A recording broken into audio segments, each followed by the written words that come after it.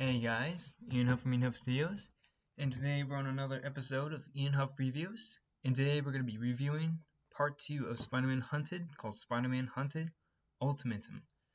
Um, I gotta say, I really love that film. I actually watched it last night, and everything about I like about it is just the story about it. The tone of it is kind of a darker tone, an emotional, dramatic, yet fun tone because there are some funny moments and a lot of yeah. You'll get the rest. You probably have seen it, but if you have not seen that film, then go watch it. But if you haven't seen the first film, Spider-Man Hunted, don't watch the sequel because it has spoilers to the first one. Because yeah. So for anyone who wants to watch it, please go watch it. I encourage you guys. It is the best film. If you have seen Spider-Man Hunted, please go watch it. And please go watch the sequel. It looks darn good. I I just commented about my honest opinions and I gave it a solid 10 out of 10. So this film was rated 10 out of 10 because I really love the story and the tone of it. It is just phenomenal. It is a phenomenal film. The Black Suit story was kind of great, but it became a one and done thing, honestly. I'm not gonna lie. It just happened like in one story that's taken over his emotions, made him feel very alone when he realizes that he's not alone because he's got Miles and Mary Jane. He pushes them away, not realizing that they needed him, that he needed them the most. That that's what makes it a great story, a great film. And on top of all that, he has to fight, face off Kraven the Hunter. Oh my gosh. Because that's a totally twist. That's a different type of twist. I actually didn't mind it. It was a good one. My gosh, it was fan-fetching-tastic. Fan-fetching-tastic. That's a funny word to say. To be honest, I yeah, I would say it is fan-fetching-tastic. It is amazing. It is ultimate. It is just it's great. I really loved it. It is a film worth watching, and I would have watched it again. And all. I mean, the first film was like 50 minutes. This the sequel. The sequel is an hour. Oh my gosh. I mean, they did big with this one. It was like, oh my gosh, they did green screens, they did VFX. They did really great with this one. They did like the symbiote story pretty good. Even like some of the suit up scenes was just fun. I mean, it didn't really show that much suit up, but you'll get the idea. It was fun. I would have seen something like the black suit transformation scene, something like that. But we get to see part of that, but didn't see. Yeah, yeah, you know what I'm talking about. And then what they did for the Green Goblin, they made him more grounded and realistic, which I think it looks pretty cool. I pretty much liked it. I almost did something like that if for my sequel, Lifeless Moments, which could have happened, but it was too much. Didn't want to do it, so I scrapped that. But hey, Ultimatum did that, and I think they should have that. That's their call. They did great with it, with Craven, with Goblin, Symbiote, everything. Um, yeah, I mean, I just love that the side of the character Craven, how he's just not just a bad guy, but there's a soft spot because he's been through a lot. He lost his brother. He's been going through a lot of hard times in his life that he needed his brother to help him out, and he feeling alone just makes him a bitter person. And yeah, it was really hard for him. Peter sympathizes him with that, and it just makes helps him realize that he has to be better with not just by himself but with others. And yeah, so MJ and Peter got together, and Peter and Miles got together. They took out Harry and saved the world, saved the Bugle kind of. Yeah, pretty much, very much saved the Bugle. Yeah. Yep, it was pretty dope. I really loved it. Uh, what else can I think of? Um, the costume designs for the suit for Peter and Miles. So for Miles' suit, which I pretty much loved what they did with it. They not only made it almost accurate to the comics, but they also did some modifications to it, like the hoodie. Oh my gosh, Miles with the hoodie. It actually fits more to his character. That's something that Marvel should do for their comics. Give Miles a hoodie, something similar to Spider-Gwen. That she has a hoodie with her suit and makes it look dope, super fetching dope. Uh, I like that. I like that. And Peter's Spider-Man suit is kind of a reminiscent to the Ultimate Spider-Man cartoon suit with a different custom design.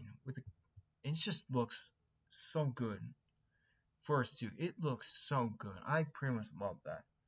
I might do something similar to that with my suit, which I'll talk about later on, because um I'll probably talk about it at the end of the video because yeah, because it's a big surprise. So we continue with on where we get to talk about Harry Osborn, how his life was terrible, how he became the Goblin, how he's playing that he reveals that he was responsible for all the huntings, the hirings, the mercenaries, even Craven. That was all him. And later found out it was Harry, not knowing what would happen, why he would do it, why would he? So yeah, that was kind of the good part of the story as well. And at the part of the ending where Spider-Man ditches the suit because realizing that what it's done to him, that's upgrading him, that it was taking over him. But Spider-Man did it and took it down without physically fighting him. He mentally fought him, and if he physically fought it, that would make it worse for Peter. But mentally beating him, meaning he doesn't have to use his fist or anything. He has to use his feelings, his words, and his passion. That the power of passion just makes it a good Spider-Man. That's the best part of it. That it makes Peter the best Spider-Man that we love. That we've I it's just hard to describe it. This was a good, phenomenal film. And yeah, this was great. I loved it. And yeah. So solid 10 out of 10. This was great. But the one thing I would say um is that I wish they kept the black suit because the one and done thing was just that it got destroyed in the fire with Craven. That was just that was kind of un unexpected. I mean, they could have just kept it like in case we get Venom, and if there was a threequel, we would have Venom, um, but that wouldn't. But that's not. No, no, we wouldn't want that. No, I guess not. I guess that's their decision. That's their ideal. That's just Spider-Man facing off hunt, some contractors and mercenaries and stuff. That's just. I mean, it's the whole ideal. And Craven fighting the Goblin alongside with Spider-Man without his powers. It was a really tough challenge for him because he lost his in the first film, which I did not know. Man, I think that was just great. It was a great film, and I really enjoyed it. Yeah. So if there was a sequel, I would love to see that again. I would like to see that happen. I mean, with the symbiote, with Venom. I don't know. It's just a thought, just an ideal. But hey, let me know what you guys think. So yeah, just comment down below if you have anything. Oh, fetch it. I forgot. Um, when I was making reaction videos, one of my videos, I said if I get enough views, like around 25 or 100 views or something like that, I would make a um I would make an announcement video sort of somehow. So today's the day where I get to announce two films that I thought about making. One is a fan film, one is a childhood feature film, superhero feature film that I've been wanting to make when I was a kid. So the first one I want to announce is a Spider-Man Wolverine short film that is going to be sequel, which will be canon to a Father's Day special. So I really liked a Father's Day special. If you have not seen it, please go watch it. It is amazing. It is just great. So that film may not have enough views, and yeah, there's like 600 views, and Dream of a Hero had like 900 views, which they're totally killing Father's Day special. It's totally like going down. I just wish Father's Day special would go up, but Dream of a Hero went up higher, and it's coming up. It's like behind. Yeah. I mean, it's great that you guys loved it. I mean, I just wish for enough views so that it might happen. But hey, this was great. I got enough views. So I've been thinking about when my sequel was supposed to be. I originally wanted to make Lifeless Moments, which was a sequel to Dream of a Hero. But then I did some thoughts about that. That everything about the script was great, but just not how I would picture it. It was perfect. It was great. It was a great script. It was perfect. It was going to be the greatest one ever. But honestly, it was too much. It wasn't. It was just too much. It was too much it's really too much for me to make it possible, make it happen. So yeah, in other words, it was too big. So I decided to do something better, rewrite it, make it better. But I thought, why not just do something different, a different type of sequel, and or later on reboot it. So yeah, I kind of did a rebooted story that would be reminiscent to Father's Day special and the Wolverine Spider-Man fan film, which is going to be a sequel. And I have worked on a good title. It's a really good title. I really loved it, and it was fun. It's gonna be yeah. I don't know why I said Wolverine. Yes. This will be about Spider-Man facing Wolverine in Spider-Man's neighborhood, and where Spider-Man lives in Forest Hills. Um, and why would I do that? Why would I film a Spider-Man fighting Wolverine in a neighborhood? Because I want it to be simple. Because I want it to be small. Don't want to be too big, and I don't want to make it too small either. So I'm pretty much going to be doing both, and I pretty much loved it. Not gonna lie, it was really fun making a Father's Day special, especially with my ultimate suit that I've used in that film. I really loved. I really want to do that again. I really love to wear that suit once again in that film. I want to wear it and just be Spider-Man again. It was great. Be an older version of Spider-Man. It's just great. So, um, so I plan to. So I have a script for it. It's not finished. I just recently started it, and it's like 5 pages, and I had to make more of it. I had to write it down more, just make it better, make it perfect. Just don't want to overdo anything with it. So I'm still working on the script. It's not finished, but it will be great. So if you want to know the whole plot, I haven't worked on a plot. I'm just trying to get some ideas with it, and I got some really good inspirations with it, and it's gonna be something that you guys are gonna like.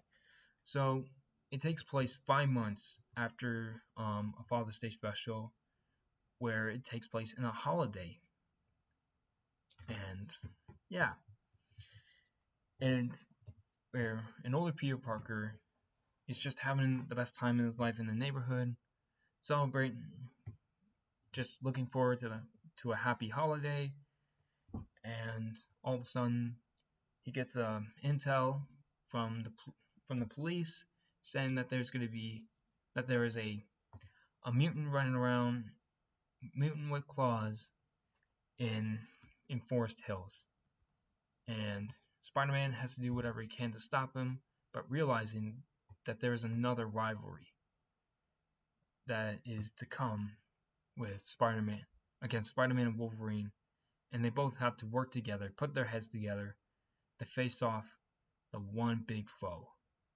Well, I wouldn't say big, just the one foe, one of Spider-Man's biggest foes. And I'm not going to say who it is exactly. It hasn't been written on the script yet because I'm still working on it, but you guys are going to love it when it's going to be finished. And the Marvel villain that's going to be in the film, it's not just going to be a Spider-Man versus film. It's going to be a duo. It's going to be crazy. It's going to be great. And the villains, yeah, and that's it. And for the costumes for Spider-Man, it's just going to be like the same suit I used for Father's Day Special. And for Wolverine, he's just going to be in his civilian clothes, which is more casual civilian clothes. That is more consistent. Just want to make it some fun, simpler plan and great. Haven't done the casting yet, haven't done the filming yet, but we're gonna make it possible somehow and make it great. So with the script and everything, we're gonna make it great. We're gonna make this film great. It doesn't have to be perfect, but we want it to be fun. And yeah, that's all I gotta say about it. So it's gonna be fun. Now, what else was I thinking about? Oh, right. The second film project that I wanted to work on. That's gonna be my superhero film about my childhood superhero that I made when I was 11 going 12 or maybe 12 years old. I made this character and he was one of the best, one of my favorites, and it was amazing. His name is Dino Guy. He's a character with the powers of a dinosaur, and he was really fun. And I've been trying to do some ideas with it and trying to make it really good, trying to make him the best character that no one's ever seen before. I just thought making a superhero who's kind of a human dinosaur hybrid in a real world and just makes him pretty cool. I wanted to make a comic book about him. I wanted to make a costume of my own and just make it grounded, make it simple, make it fun. And that's what I'm doing. I thought about how his story is going to be like, what he's going to be about. I might make a cinematic universe with Dino Guy and with other characters of my childhood life with my older brother Zach. We've both been working on this ever since we were kids, and we've been wanting to make it a reality, especially through sketches that we've made. We wanted to make comic books with it. We wanted to tell it in live action, in the movies, television, stuff like that, animation. We wanted to make it a possibility, a reality. We wanted to make that just a fun film. So I thought about making a full-length feature film about my childhood superhero Dino Guy and make his story a compelling story. So let's just imagine Dino Guy in a world of Stranger Things mixed with the X-Men, and yeah, in the DC characters. I think what makes my character Dino Guy, I made him more like a mix of the Batman, Wolverine, those guys, because those guys are just the best dudes ever. Because they're kind of dark, they're kind of brooding. Wolverine can be a bit jaded, but he's pretty intense. He's gnarly. He is all that we needed for him. And yeah, I'm taking inspiration, some movie inspirations with Donald Guy, and make him a very compelling character, a very amazing character. That Donald Guy is just a superhero who lives in the year 2001, um, in the early 2000s. I want to make this story take place in the early 2000s, where Donald Guy was introduced, how he became a superhero, what his story life was, um, and how he came to be, how he became a superhero, how he got his powers and stuff. I did thought of an idea of it, so if you want to hear the synopsis, I would love to tell it. So I'll make a video about Donald Guy. So if you want to see that, I would love to make that. Just leave comments down below if you want to know who Donald Guy is. Leave comments down below. I mean, I pretty much said what he is, but if you want a really good straight answer of who Donald Guy is and how he's going to be told in a live action film, that's going to be great. I would love your comment. I would just please comment below, and I would love to see it, man. So yeah, that's all I gotta say about it. So yeah, pretty much everything I've been doing. Just a lot of ideas, costume designing, concept art stuff. It was it was a lot. So yeah, that's all I gotta say about it. So thank you guys so much for watching this video. Hopefully you guys like, subscribe, leave comments down below, share with friends and family. If you like my ideas of what my about my two projects that I'm working on, please leave comments down below for it. So for filming for Donald Guy, I wanted to film it next year in 2025, around mid to late 2025, because I want to make it great. Because I'm just taking my time with it. It's gonna be great. So, Spider-Man vs. Wolverine fan film will be filmed in late 2024 and released in early 2025, because I'm just taking my time with this one as well, because this time it's gonna have some action and some simple VFX, nothing too big, nothing too crazy, just simple VFX is all I'm gonna do. So yeah, that's all I gotta say about it. Thank you guys again. Thank you guys so much for watching, and hopefully I'll see you guys in the next video. Ciao.